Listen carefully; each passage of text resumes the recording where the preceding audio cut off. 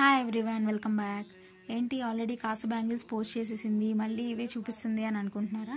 ఏం లేదండి, ఈ వీడియోలో మీకు ఒక చిన్న విషయం షేర్ చేసుకుందామని చెప్పి మళ్ళీ ఇవే చూపిస్తున్నా.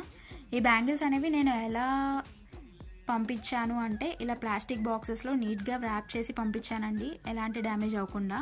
ఈ మేడం వచ్చేసి టీచర్స్ డే కోసం వాళ్ళ టీచర్స్ అందరికీ రిటర్న్ గిఫ్ట్ పర్పస్ కింద కస్టమైజ్ చేయించుకున్నారు. రిఫరెన్స్ పిక్ అనేది కూడా ఆ మేడమే మనకి సెండ్ చేశారు.